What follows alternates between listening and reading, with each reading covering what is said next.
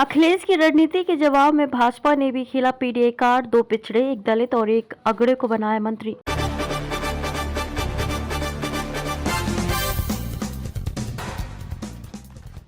योगी सरकार ने अपने दूसरे कार्यकाल के पहले मंत्रिमंडल विस्तार से समाजवादी पार्टी की पिछड़ा, दलित और अल्पसंख्यक पीडीए कार्ड पर अपना पिछड़ा, दलित और अगड़ा पीडीए कार्ड चला है। पार्टी ने न सिर्फ चुनाव से पहले सहयोगी दलों को संतुष्ट करने के लिए मंत्री पद का तोहफा दिया, बल्कि लोकसभा चुनाव से पहले क्षेत्रीय व जाति समीकरण को भी साधने की कोशिश की। सपा ने बीते कई महीनों से पीडीए को चुनावी नारा बना रखा है। इसके जरिए सपा पिछड़े, दलित और अल्पसंख्यक वोट बैंक में जनाधार बढ़ाने का प्रयास कर रही है। भाजपा ने मंत्रिमंडल विस्तार में अति पिछड़ी जाति के ओम प्रकाश राजभर और दारा सिंह चौहान को मंत्री बनाया है। दलित वर्ग से अनिल कुमार और अगड़े वर्ग में ब्राह्मण समाज से सुनील शर्मा को मंत्री बनाया है।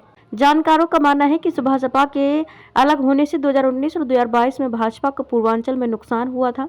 सुबह सपा के साथ आने से अब लोकसभा चुनाव 2024 और उसके बाद 2027 तक राजभर वोट बैंक साधने में मदद मिलेगी। सरकार में पश्चिमी यूपी से ब्राह्मण समाज का प्रतिनिधित्व नहीं था, उस कमी को भी पूरा किया गया है।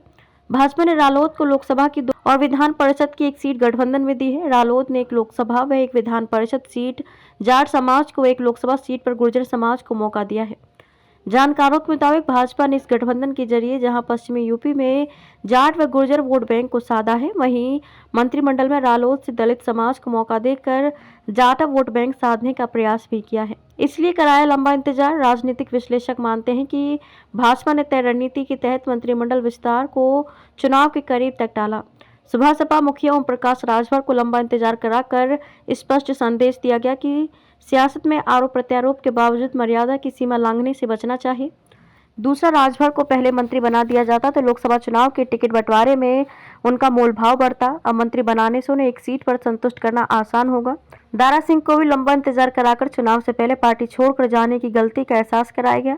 चुनाव नजदीक आते ही नोनिया चौहान मतों को साधने के लिए उन्हें मंत्री पद दे दिया गया। मंत्रिमंडल में अब भी 4 पद खाली। योगी मंत्रिमंडल में 4 नए मंत्री शामिल होने के बाद भी 4 पद खाली रह जाएंगे। विधानसभा में विधायकों की कुल संख्या के 15% मंत्री बनाए जा सकते हैं। प्रदेश में विधानसभा में सदस्य संख्या 403 है। ऐसे में 60 मंत्री बनाए जा सकते हैं। योगी सरकार 2.0 के शपथ ग्रहण के समय 25 मार्च 2022 को मुख्यमंत्री योगी आदित्यनाथ, डिप्टी सीएम केशव प्रसाद मौर्य और ब्रजेश पाठक सहित 53 मंत्रियों ने शपथ ली थी। इनमें से जुलाई 2022 में योगी सरकार के पंचायती राज मंत्री भूपेंद्र सिंह चौधरी को भाजपा के प्रदेश अध्यक्ष बनाए जाने के बाद उन्होंने मंत्री पद से इस्तीफा दे दिया था। योगी सरकार में 52 मंत्री थे। 4 नए मंत्री शामिल होने के बाद मंत्रिमंडल में 56 सदस्य हो गए। मंत्रिमंडल में अभी भी 4 पद खाली हैं।